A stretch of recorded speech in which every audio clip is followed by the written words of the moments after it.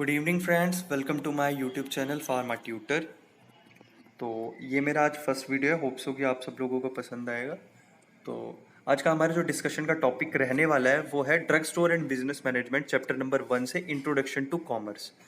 ठीक है, ये वीडियो का फर्स्ट पार्ट है, सेकंड पार्ट भी मैं अपलोड कर दूंगा। तो सबसे पहले चलिए वीडियो को स्टार्ट करते हैं बिना किसी देरी के। तो हम इस टेबल पर आएंगे बाद में। सबसे पहले हम जान लेते हैं कि कॉमर्स एक्चुअली में होता क्या है, कॉमर्स टर्म आई कहाँ से। तो कॉमर्स को जानने से पहले सबसे पहले हमें जानना होगा कि बिजनेस होता क्या है। ठीक है, तो बिजनेस की डेफिनेशन क्या है। अगर हम जनरली नॉर्मल अपनी लेमैन भाषा में बोले तो बिजनेस का मतलब क्या होता है कि कोई भी ऐसी चीज़ जो हमें बिजी रखने लग रही है वो हो गया बिजनेस। ठीक है, अगर हम बिजनेस को बुकिश डेफिनेशन के हिसाब से देखें तो क्या होगा कि बिजनेस एक ग्रुप ऑफ एक्टिविटीज़ है जो कहीं ना कहीं मनी अर्निंग से रिलेटेड है। मतलब कोई भी हम ऐसी एक्टिविटी करने लग रहे हैं, कोई भी हम ऐसा काम करने लग रहे हैं जिसके थ्रू हमें मनी मिलने लग रहा है, पैसा मिलने लग रहा है, या फिर हमारी वेल्थ कहीं ना कहीं बढ़ने लग रही है, तो वो क्या हो गया, बिजनेस हो गया। ये क्लियर हुआ। अब आगे बढ़ते हैं, कॉमर्स क्या होता है। कॉमर्स को समझने से पहले हमें समझना होगा कि जो इंडस्ट्रीज है उनका मेन ऑब्जेक्टिव क्या होता है, गुड्स की प्रोडक्शन करना। ठीक है, हमारी सेटिस्फेक्शन के लिए। अब गुड्स की प्रोडक्शन हो गई, पर हमारी सेटिस्फेक्शन कब पूरी होगी, जब वो हम तक पहुंचेंगे। तो उन्हें हम तक पहुंचाने का काम किसका है, यहाँ पे रोल आता है कॉमर्शियल एक्टिविटीज का। उन गुड्स को प्रोड्यूसर से कंज्यूमर्स तक पहुंचाने का काम किसका है, कॉमर्स का है। ठीक है, तो बेसिकली कॉमर्स बिजनेस एक्टिविटी का वो एस्पेक्ट है जो कहीं ना कहीं डिस्ट्रीब्यूशन ऑफ गुड से कंसर्न है। ठीक है, तो जो कॉमर्स है वो वैल्यूएबल एक लिंक बनाता है प्रोड्यूसर से कंज्यूमर के बीच में। अब जो गुड है वो हम तक पहुंचने लग रहा है प्रोड्यूसर से कंज्यूमर तक, बट उसे पहुंचने में भी बहुत सारे हिंड्रेंसेस आते हैं। तो हिंड्रेंसेस बेसिकली होता क्या है, रुकावटें। तो क्या क्या हिंड्रेंसेस होते हैं, क्या क्या रुकावटें आते हैं, उन्हें हम एक एक करके समझते हैं। सबसे पहले आता है हिंड्रेंसेस ऑफ पर्सन। ठीक है, तो आप सब सोचेंगे कि पर्सन से कैसे ही रुकावट आ गई कोई। तो बेसिकली प्रॉब्लम होती क्या है कि जो प्रोड्यूसर होता है वो अब इतने ज़्यादा रिच होते हैं, या फिर उनके पास हम ये कह सकते हैं कि इतना ज़्यादा टाइम नहीं रहता कि वो हर एक नॉर्मल कंज्यूमर से कांटेक्ट रखे या उनसे कम्युनिकेट करे कि हमें अपना गुड बेचना है, क्या फेयर प्राइस होंगे, क्या कैसे। तो ये सबसे बड़ी प्रॉब्लम आती है एक प्रोड्यूसर को पर्सन से रिलेटेड, कि ये रुकावट हो सकती है कि भाई उनके पास इतना ज़्यादा कांटेक्ट नहीं रहता, उनके पास इतना ज़्यादा कम्युनिकेशन नहीं रहता नॉर्मल पर्सन से। तो इसलिए फिर वो अपने गुड्स को कैसे बेचेंगे फेयर प्राइस पे, वहाँ प्रॉब्लम आती है। तो हम इस चीज़ को दूर कर सकते हैं ट्रेड के थ्रू। तो सेकंड पॉइंट आता है हिंड्रेंसेस ऑफ एक्सचेंज। अब जो गुड है वो इंडस्ट्री में बना, अब वो कैसे एक्सचेंज होगा, पैसे के थ्रू एक्सचेंज होगा, मनी के थ्रू एक्सचेंज होगा। पहले क्या होता था, बार्टर सिस्टम होता था, एक चीज़ की जगह दूसरी चीज़ दे दी जाती थी। तो वहाँ पे कहीं ना कहीं लॉस होता था, एक बंदे का ज़्यादा प्रॉफिट हो जाता था। तो वो सही है कि एक एक्सेप्टेबल मीडियम है हमारे पास मनी, जिसके थ्रू हम एक्सचेंज कर सकते हैं। बट मनी के साथ भी प्रॉब्लम क्या आती है कि कभी कभी क्या है कि बहुत ह्यूज अमाउंट होती है जो कि हम एज अ कैश पे नहीं कर सकते, या फिर हम उसे कहाँ पे करें, कैसे पे करें, वहाँ पे प्रॉब्लम आती है। तो ये रुकावट आती है एक्सचेंज के साथ, मनी एक्सचेंज के साथ। तो इस प्रॉब्लम को हम बैंक्स वगैरह या फाइनेंशियल इंस्टीट्यूशन के थ्रू ठीक कर सकते हैं, ओवरकम कर सकते हैं। ठीक है, थर्ड प्रॉब्लम आती है हमारी प्लेस को लेकर के, रुकावट प्लेस को लेकर के। सपोज कोई इंडस्ट्री बन रखी है सूरत में, जैसे सूरत में बहुत सारी टेक्सटाइल इंडस्ट्रीज हैं, बट अब वो प्रोड्यूसर यहाँ पे दिल्ली तक कैसे भेजेगा उसे, तो वहाँ पे प्लेस की प्रॉब्लम आती है जिसको हम ट्रांसपोर्टेशन के थ्रू ओवरकम कर सकते हैं। चौथी प्रॉब्लम आती है हिंड्रेंसेस ऑफ नॉलेज। नॉलेज से कैसे हिंड्रेंस आएगी कि अब किसी प्रोड्यूसर ने अपना प्रोडक्ट बना लिया। ठीक है, अब उसके बारे में कंज्यूमर्स को पता ही नहीं है, उनके उसके बारे में नॉलेज ही नहीं है कोई कि ये प्रोडक्ट कैसा है, तो फिर अब उसकी सेल कैसे होगी।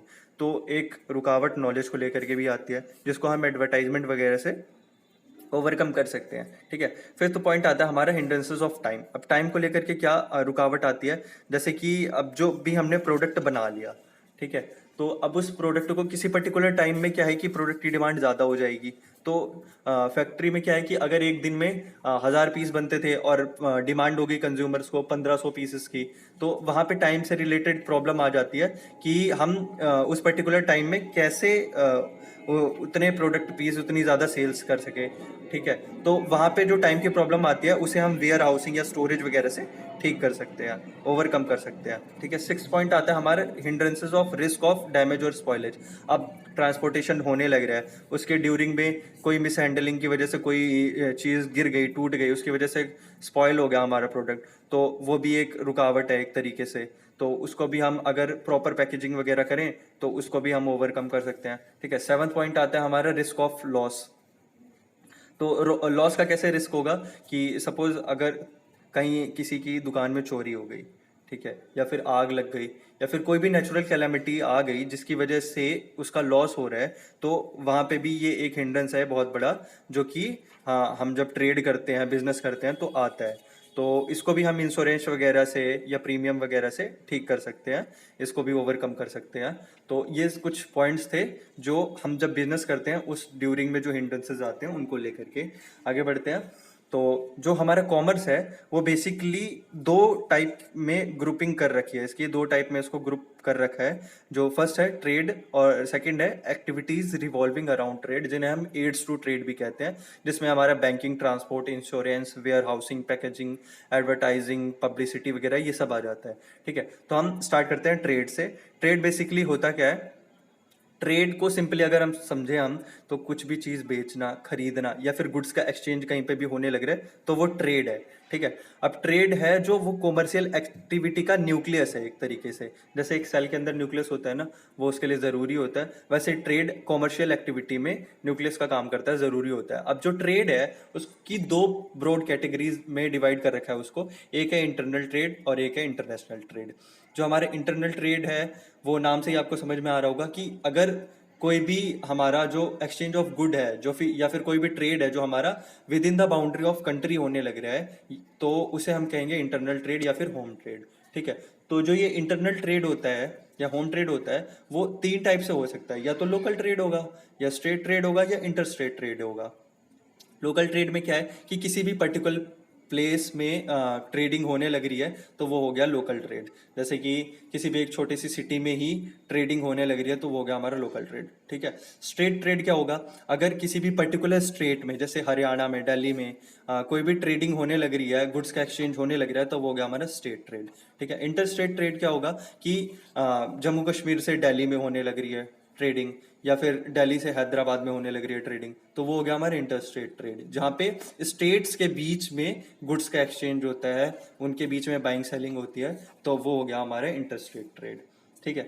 जो हमारे इंटरनल ट्रेड है वो दो तरीके से हम इंटरनल ट्रेड को कर सकते हैं। अभी हमने ऊपर क्या करा था कि कितने टाइप के होते हैं इंटरनल ट्रेड, कौन कौन से होते हैं, लोकल, स्टेट, इंटर स्टेट। अब ये है कि हम किस तरीके से हम कैरी कर सकते हैं, मतलब किस तरीके से इन ट्रेड्स को किया जा सकता है। तो हमारा एक होलसेल ट्रेड है और एक रिटेल ट्रेड है।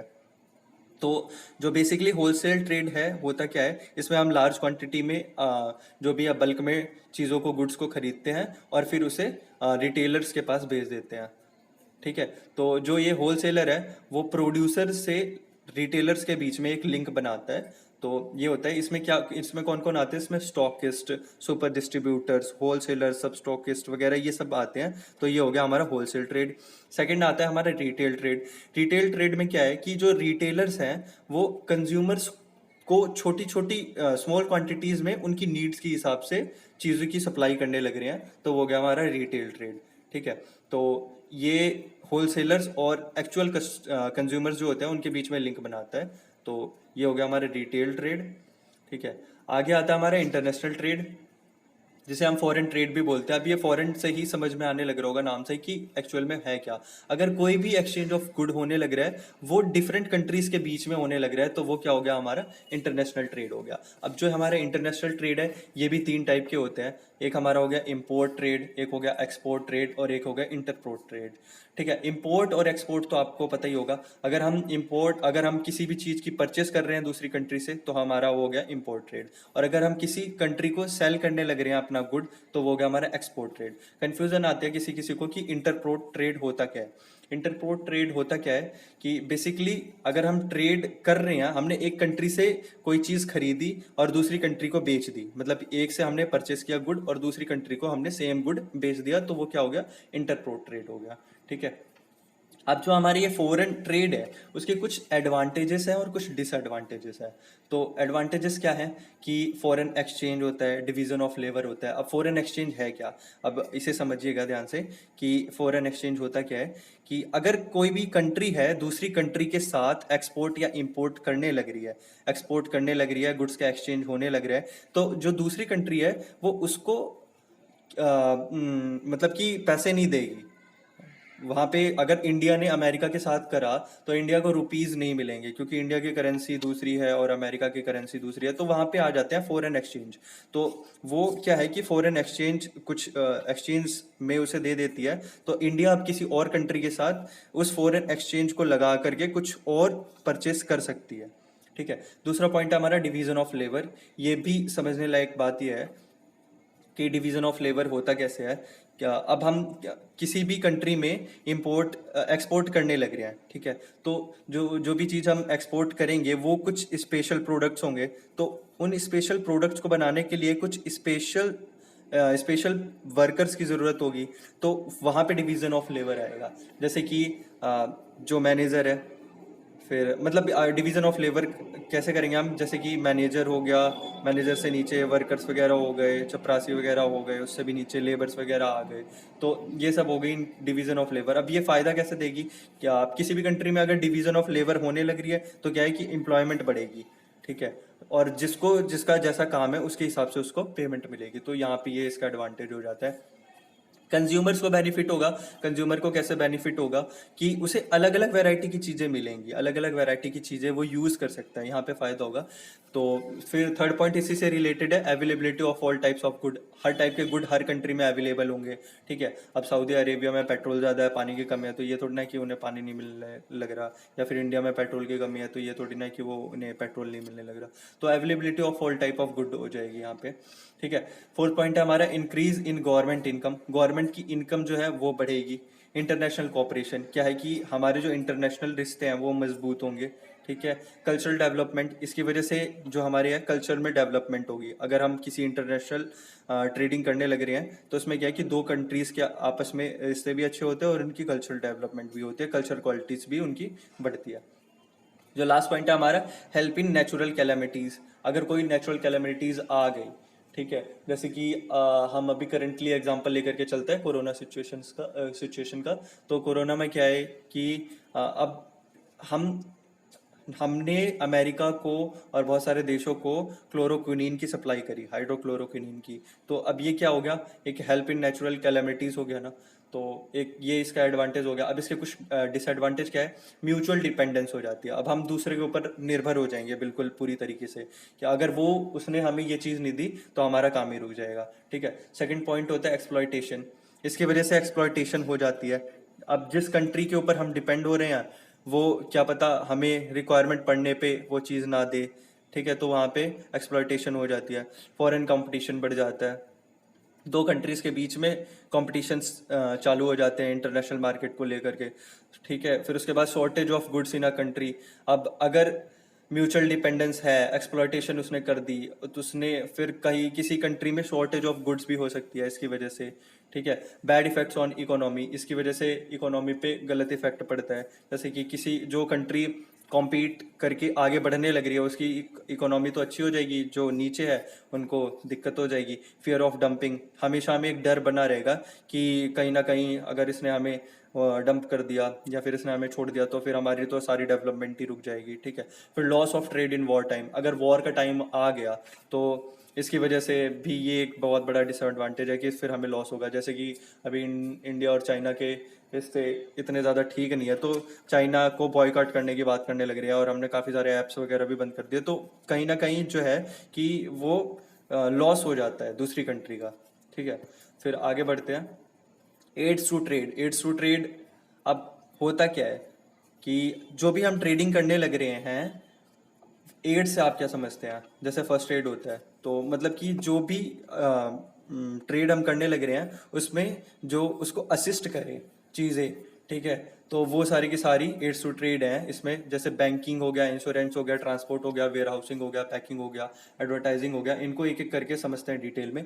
बैंकिंग क्या है? बैंकिंग ने फाइनेंस और क्रेडिट के सारे हिंड्रेंसेस को रिमूव कर दिया। हमने अभी आगे सारे हिंड्रेंसेस पढ़े थे ना, उसमें इसने फाइनेंस और क्रेडिट को लेकर के, अब हम कोई भी इंडस्ट्री अपनी चालू करने लग रहे हैं तो हमें सबसे पहले पैसे की जरूरत होती है। तो बैंकिंग के थ्रू अगर हम लोन वगैरह ले लेंगे तो ये हिंड्रेंस तो रिमूव हो गया।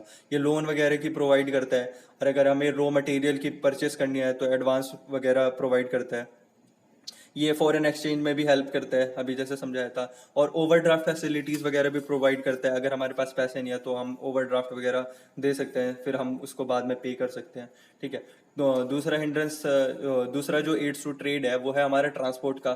ठीक है। ये प्लेस के हिंड्रेंस को रिमूव करता है, हमने अभी आगे पढ़ा है। ये क्या है कि गुड्स को एक प्लेस से दूसरे प्लेस तक मूव करता है, तो ये ट्रेडिंग को असिस्ट करने लग रहा है। जैसे कि अभी हमने बात करी थी कि ट्रेडिंग को असिस्ट करते हैं aids to trade.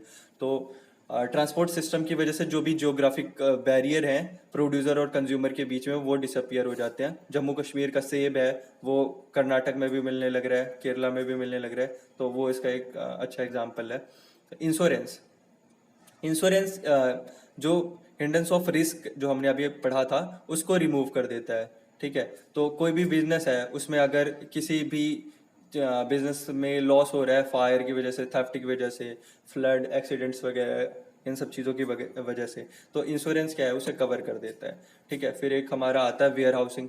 Where housing क्या है? वेयर हाउसिंग एक ऐसा प्लेस होता है जहाँ पे जो हमें स्टोरेज की फैसिलिटी प्रोवाइड करता है। तो वेयर हाउसिंग जो है टाइम का हिंड्रेंस रिमूव कर देता है। अब कोई कंपनी 10 पीसेस बनाने लग रही है, एकदम से उसे 20 पीसेस की डिमांड आने लगी, तो कैसे करेगी? तो वो 10-10 बना करके वेयर हाउस में ना स्टोर करके रख लेगी। तो जब जैसे जिस कस्टमर को नीड पड़ेगी उस हिसाब से सप्लाई होती रहेगी, रुकेगा नहीं कुछ भी। तो इसकी वजह से स्टेबिलिटी ऑफ प्राइजेस मेंटेन रहती है। मेंटेन कैसे रहेगी? अब ये नहीं है कि अगर स्टोर होकर के रखेंगे चीज़ें तो उसी सेम प्राइस पे मिलती रहेगी, और अगर टाइम कम रहा फिर हमें ज़्यादा मेहनत करनी पड़ेगी, उसकी वजह से ज़्यादा प्राइस भी बढ़ सकते हैं। और इसकी वजह से अवेलेबिलिटी ऑफ गुड भी बनी रहती है थ्रू आउट द ईयर। पूरे साल हमें वही चीज़ें मिलती रहती हैं। अ, हमारा ये सेकंड लास्ट पॉइंट है पैकेजिंग। पैकेजिंग की वजह से hindrance of risk of spoilage जो है वो रिमूव हो जाता है। रिस्क ऑफ स्पॉइलेज कैसे रिमूव हो गया?